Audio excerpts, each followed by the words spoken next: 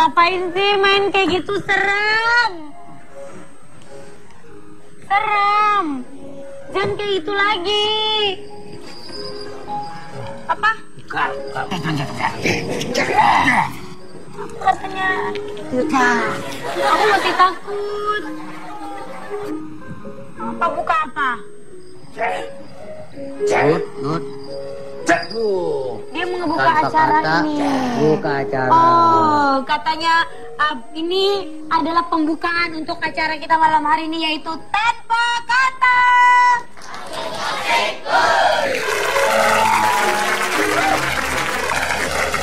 Ini dia nggak kenapa-napa. Bener ya, Bos? Udah jadi macem-macemin lagi. Ini kenapa sih, Bos, kayak gini-ginian? Oh, bersahabat, berteman baik. Oh, oke.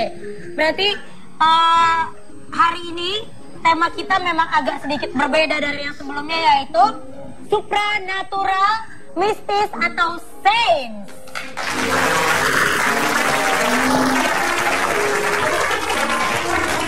Serem deh, tapi Bos jangan gitu-gitu lagi ya, Bos. Oh, ada kamu, jadi aman semuanya. Dia nggak bisa kayak gitu. Katanya kamu nggak bisa kayak gitu. Tapi kamu jangan duduk dulu. Ini ada bintang tamu kita, seorang wanita cantik. Aduh, luar biasa. Ini udah hits banget dari zaman dulu sampai sekarang. Tetap awet muda, cantik, menggunakan hijab. Coba kamu panggil. Tapi ini boleh digeser dulu. Boleh? Patua silakan geser, Patua.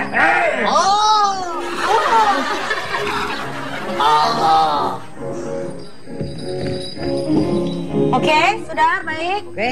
Silakan Patua, jemput Patua. Tepuk tangan buat bintang tamu kita hari ini.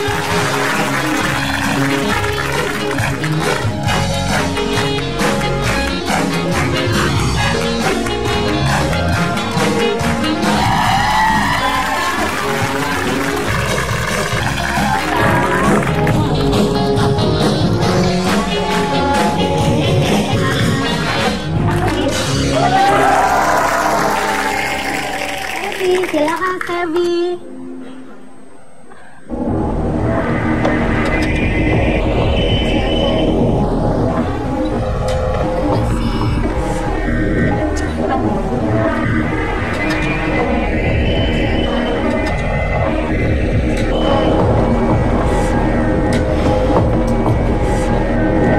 Lagunya kenapa begini sih?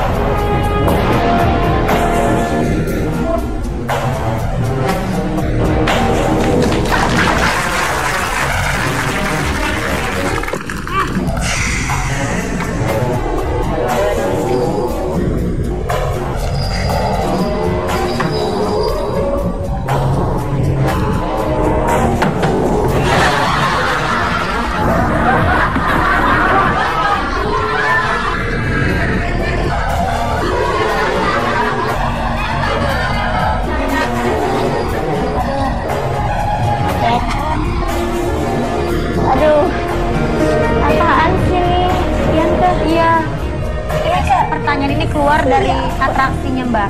Boleh pulang dulu gak? Jangan dong. Takut yang sih. Oke. Aduh, ya. Ay.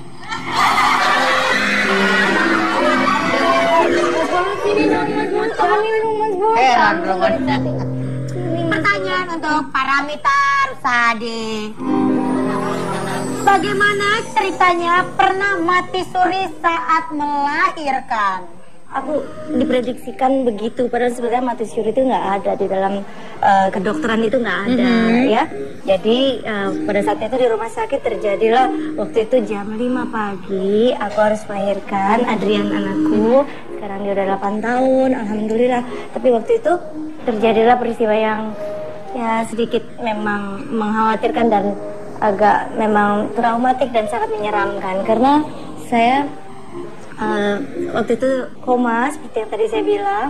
Tiba-tiba keluarga dihubungi, disuruh memilih gitu.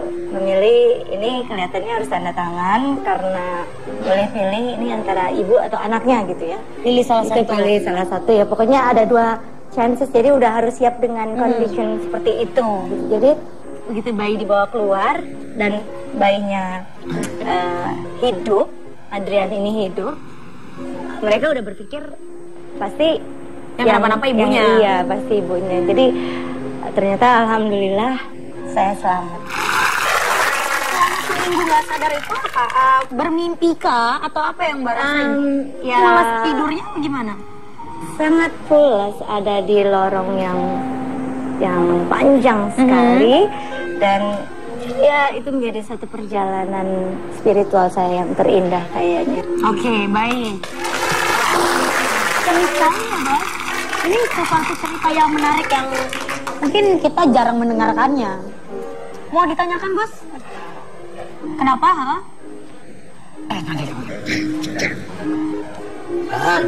Bintang tamu berikutnya. Apaan? Bidang tamu. Bintang tamu. Bidang tamu. Ada lagi? Ada dong. Ngomong apa?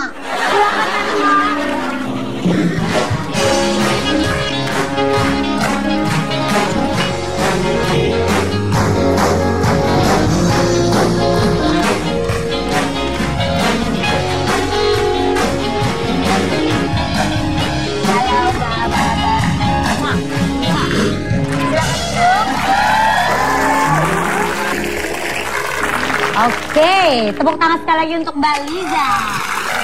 Ya, Mbak Liza ini adalah seorang psikolog.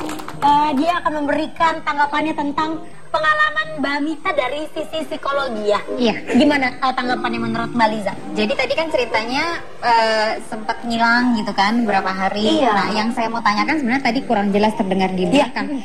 Itu waktu ngilang itu ada pengalaman-pengalaman, iya maksudnya ngelihat kayak terowongan, ada cahaya di sana, atau ada pengalaman spiritual Ya lainnya? tentunya iya, tapi kan saya pikir itu hanya rahasia saya sendiri aja gitu. Ya, jadi kalau dari sisi psikologi sebenarnya yang demikian itu mungkin terjadi. Tapi apakah kemudian itu bisa dikatakan sebagai mati suri? Itu mungkin ini sebenarnya hanya definisi kata gitu. Gitu. Jadi kalau dibilang completely total meninggal Kalau gitu. mati suri itu sebenarnya kan orang yang udah dinyatakan meninggal gitu. Nah, tapi kalau ini kan masih ada detak jantungnya. jadi ada terus flat. terus Nah, ada gitu. lagi, Nah, lagi. jadi ada yang namanya teori saraf itu mengatakan bahwa kadang-kadang itu aliran darah ke otak itu tidak lancar. Nah, pada saat kondisi Mbak Minta itu wajar sekali kan ada pendarahan, ada segala macam. Jadi aliran darahnya enggak? Aliran darah ke otaknya itu tidak lancar yang mengakibatkan kemudian terjadilah yang dalam tanda kutip mati suri gitu. Nah, ketika kemudian terjadi mati suri itu otomatis ada beberapa bagian saraf otak yang terblok juga yang kemudian menghasilkan pengalaman-pengalaman tertentu. Kaget. Contohnya pengalaman tersebut, nah gitu, kaget kan gitu. Kalau itu apa? Ternyata masih refleksi ada aliran darah kemana nggak lancar tuh barusan? alirannya. Nah, yang seperti itu. Nah, Oke. kalau di beberapa penelitian mengenai near death experience, namanya pengalaman hampir meninggal tersebut, itu kenapa kadang-kadang kita suka ngelihat kayak ada terowongan panjang, terus ada sinar Cahaya. lampu, cahaya di ujung sana, itu katanya memang ketika itu terjadi aliran darah nggak lancar, selain menghambat beberapa syaraf otak, itu retinanya juga agak mengecil. Oh. Nah, ketika retina mengecil itu kita melihat sesuatu di sana. Itu yang kedua. Yang ketiga, secara teori itu dikatakan pengalaman atau pengetahuan yang ada di dalam otak kita itu kadang-kadang berpengaruh pada saat dalam kondisi tak sadar gitu. Contoh, kita punya memori tertentu itu terbawa pada saat tidur dalam mimpi ya. Nah, itu bisa terjadi juga dalam kondisi dalam tanda kutip tadi mati suri. Jadi kita nggak sadar tapi otak tuh berproses terus dan kemudian menghasilkan beberapa proyeksi pengalaman-pengalaman tertentu gitu. Jadi sebenarnya pada dasarnya orangnya tetap sadar hanya dalam kondisi paralyzed gimana ya, nggak sadar juga gitu. Tapi secara medis dia sebenarnya masih sadar. Tetap gitu. ada Tetap orangnya. Oke, ini menarik sekali ya bos. Tapi kita istirahat dulu. Nanti kita ngobrol-ngobrol lagi. Nah setelah yang satu ini ada seorang gadis cantik yang punya kemampuan supranatural. Siapakah dia? Makanya jangan marah-marah, tetap di Tanpa Kata. Misalnya tante mau jalan ke sini, ada yang bilang bukan di sini. Mau ke sini, bukan di sini.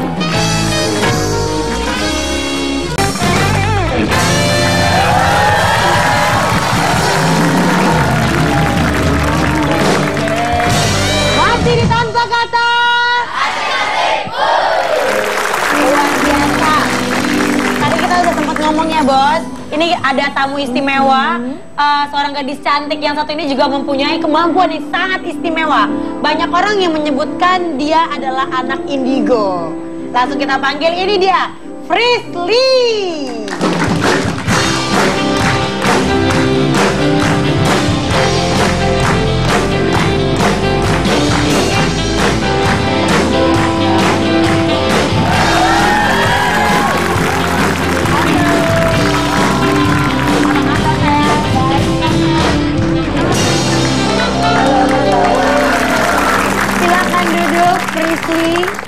Frisly, tadi kan si Mbak Mita itu punya pengalaman pernah nggak sadar selama seminggu pada saat dia melahirkan. Itu kalau menurut kamu sebagai sudut pandang seorang anak indigo, apa menurut kamu itu? Posisi Tante Mita itu jadi kayak nggak di tempat kita yang sebelumnya dan bukan di tempat yang seharusnya juga. Oke. Jadi kayak diambang di tengah-tengah. Kayak bener kayak tadi kata Tante ada di lorong. Tapi kalau yang aku lihat itu kayak bukan lorong. Itu apa? Satu tempat yang Tante itu nggak tahu itu di mana, nggak tahu itu juga ngapain di sini. Dan itu pasti kayak ada, misalnya Tante mau jalan ke sini, ada yang bilang bukan di sini. Mau ke sini, bukan di sini. Oh beneran Mbak? Enggak, maksudnya banyak yang orang juga emang udah mempertanyakan itu. Gitu. Terus. Udah kamu jangan jelas dulu. Terus kalau misalnya ibaratnya kita lagi jalan nyari alamat, tapi di sana bilang bukan di sini. Mau ke sini, bukan di sini. Jadi bingung mau kemana arahnya. Jadi bingung. Terus ada juga Tante sempat ngedenger nggak banyak yang manggil-manggil nama Tante pada saat Tante ada di tempat itu. Jadi masih ada yang manggil doa. Kalau ibaratnya manggilin nama itu ibaratnya doa. Kalau teman-teman sih bercandainnya, Mit, belum bawa paspor katanya gitu. Itu pasportnya ini nih yang harus dilengkapin. Nah iya, jadi panggilan itu yang bikin Tante juga akhirnya jadi balik lagi ke tempat yang Tante dengar suara itu manggil. Berarti Tante lagi jalan gak nemuin alamat, terus ada dipanggil otomatis kita bakalan balik lagi dong daripada nyasar. Iya sih. Kalau menurut pandangan Frisly gitu. Pinter banget sih. Menurut Frisly seperti itu.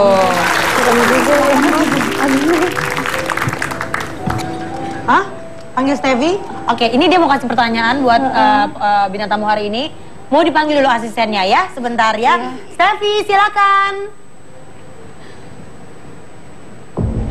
Wow.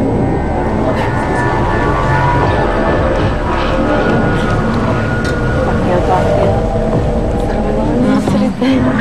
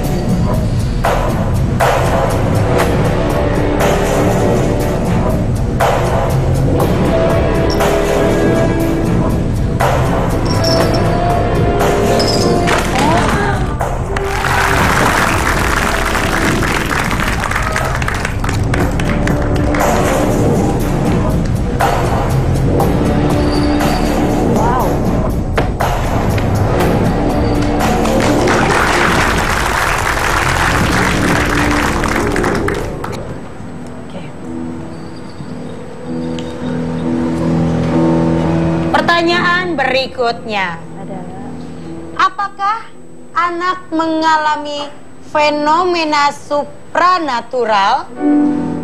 Mungkin anak yang dilahirkan sama Mbak Paramita Rosadi.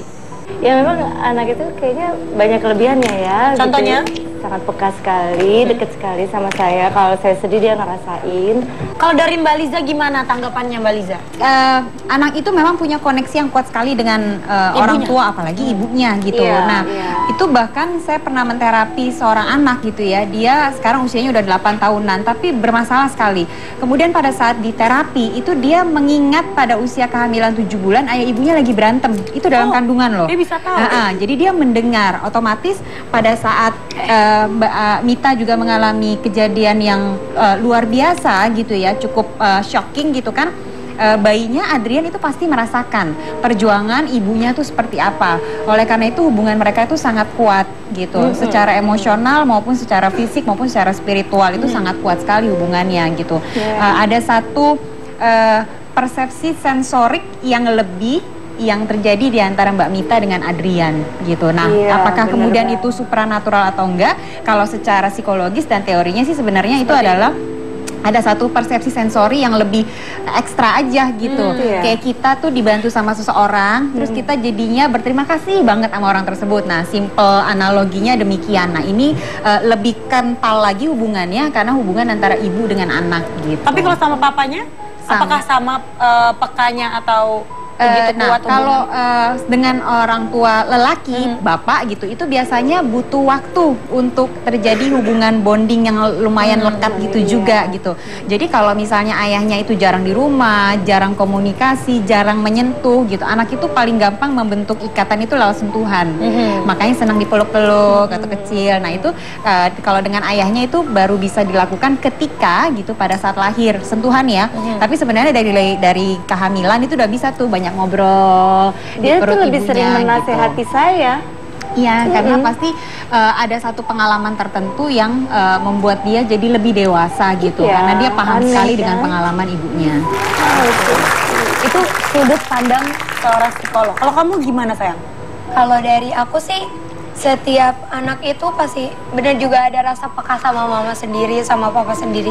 Tapi kalau aku lihat dengar dari cerita Tante Mita, emang kelihatannya Adrian itu peka banget. Gitu ya? Peka bangetnya itu. Jadi bener. Iya, tapi peka bangetnya itu bukan kayak ngelihat Iya, makhluk bukan halus. bukan yang kayak Tapi gitu kadang ya. juga kayak misalnya kayak misalnya aku ngerasain gak enak, terus kayak ya kayaknya bakalan kayak gini. Aku takut buat ngomong, takutnya tuh kadang elah paling cuma bohongan, nggak percaya sama dia, ngomongan anak kecil. Kan kadang juga takut, tapi dia tuh rasanya kayaknya enggak, dia lebih baik ngomong sama mama sebentar. Padahal dia tuh sebenarnya tahu banget. Itu juga bisa jadi kelebihannya dia bisa tahu hal yang belum dilakuin sama tante. Iya, kayak gitu, sering banget gitu dia. Padahal tadinya nggak ditanggepin, tapi lama-lama kok sering benernya gitu. Tapi nggak mau diarahin ke situ ya, karena kan nggak mau jadinya konotasinya jadi beda. Jadi nggak mau. Jadi anggap aja itu a blessing buat Tante Mita, itu blessing ya. Oke, selain satu ini kita akan melihat bagaimana Frisly berinteraksi dengan makhluk astral yang ada di studio ini. Jadi jangan kemana-mana, tetap di Tanpa Kata. Tempat dia ada yang nempatin lagi yang baru, terus dia kayak ngerasa diusir. Di sini. Maksudnya dia adanya kita di sini.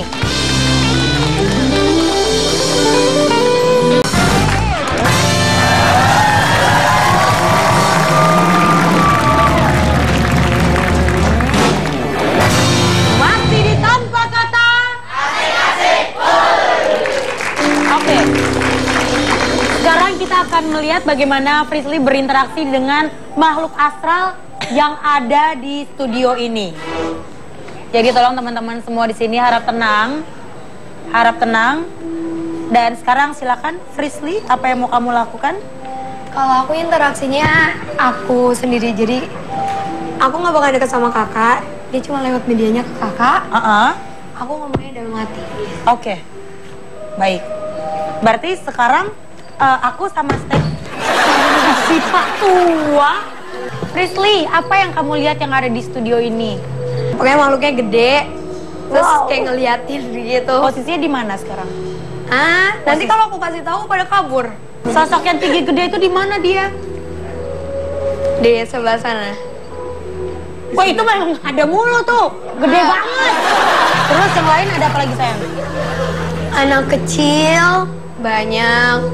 Terus ada juga yang nangis. Nangis kenapa? Nah makanya nanti yang aku coba interaksi yang nangis aja. Oh, jadi gitu. sekalian kita tanya Bisa dia tahu kenapa. ya dia kenapa. Oke baik.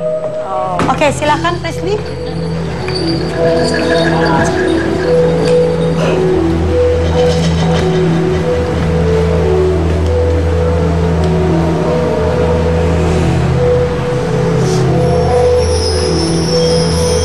Kakak pegang spidolnya. Benar-benar diikutin aja ya kak. Iya. Kayak apapun yang gerak itu pasti acak-acak tapi ikutin aja. Iya. Oke.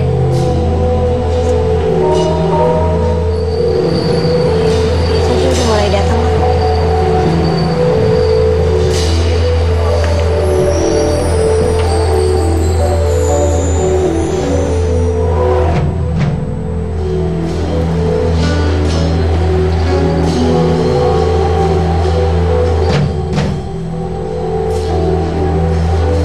Om Limbot mau tanya apa? Aku mau nanya, namanya Tante. siapa? Namanya.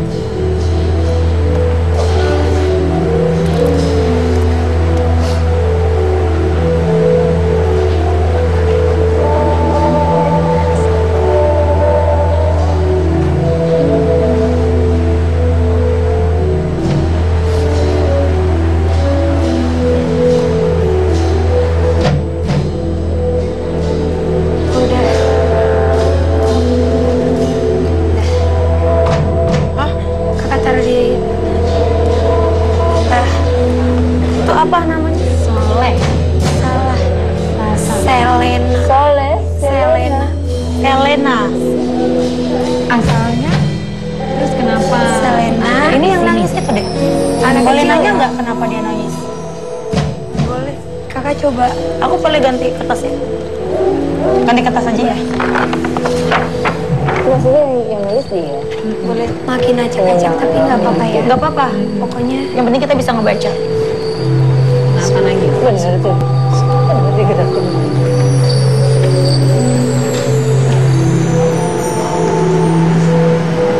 Berdiri aja melukis.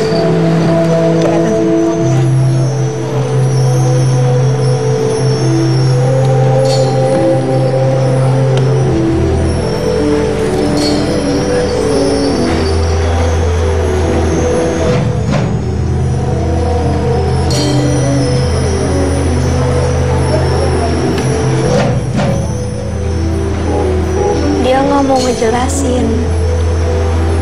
Oe. Dia nggak mau ngejelasin alasan dia nangis. Usianya? Usianya aja.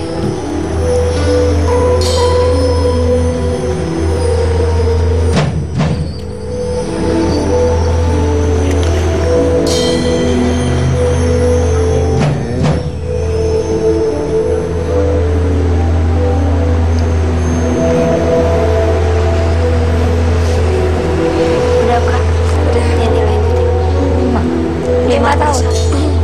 51. Jadi, aku boleh jelasin. Jadi yang tadi interaksi itu Nyender.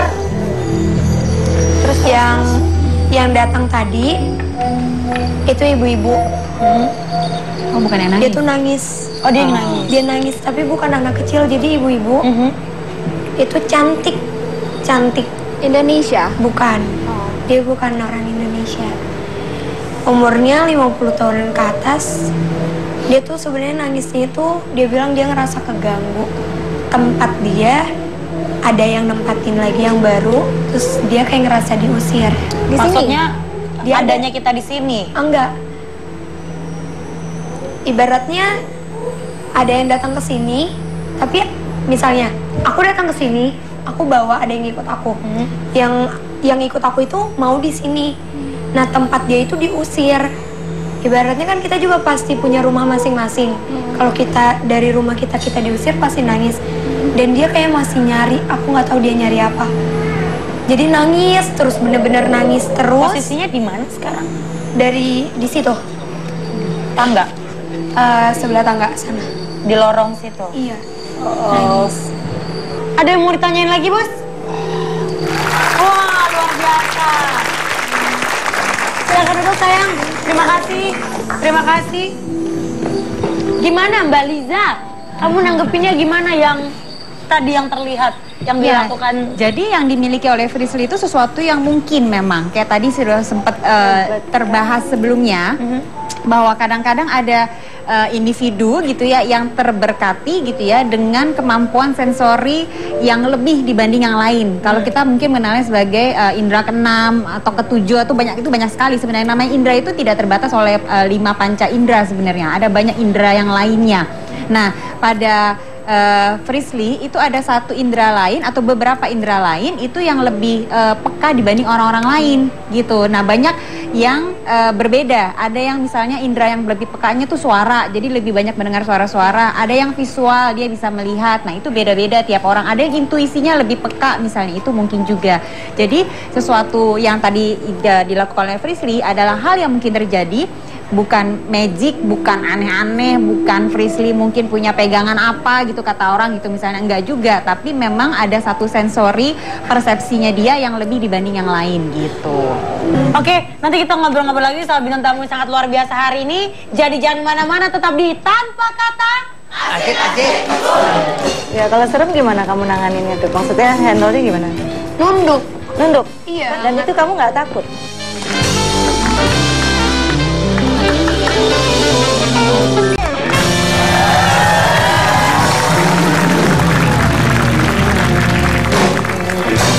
Masih di Tanpa Kata. Asik-asik. Semangat, bagus. Silakan, Bos, ada pertanyaan lagi, Bos? Apaan sih? Ya. Silakan. Bahasa apa itu?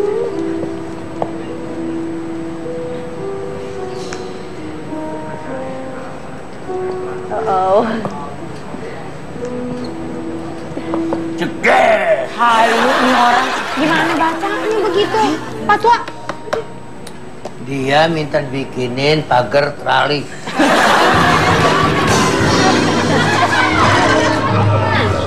Bukan, benar. Apaan? Yang benar tulisannya gitu, siapa yang bisa baca? Dia doang. Tuh, bunuh. Orang, ya, terus? Tuh, 2, 3, 4, 5. Orang lagi di puncak? Bukan. Kebanyakan orang. Banyak orang.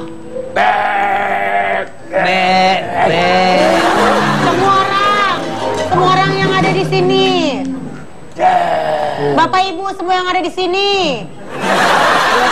Apaan? Semua orang, apakah semua orang bisa supranatural?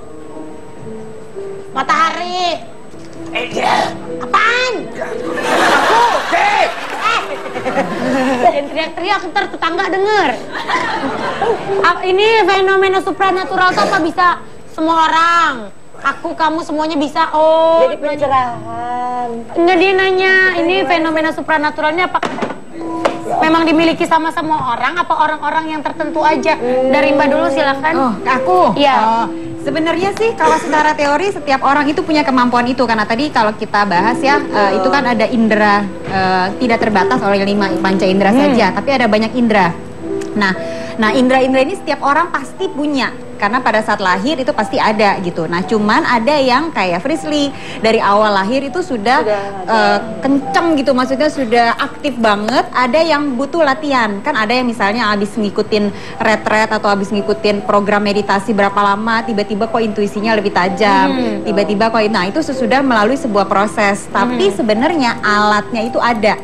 Bakatnya gitu. setiap orang emang udah ada. Bukan bakat, kalau bakat kan kesannya ada yang punya bakat ada yang enggak, tapi alatnya udah ada. Kayak misalnya kemampuan supranatural itu sensorinya itu informasi yang mau masuk itu ada masuk kayak sinyal gelombang TV.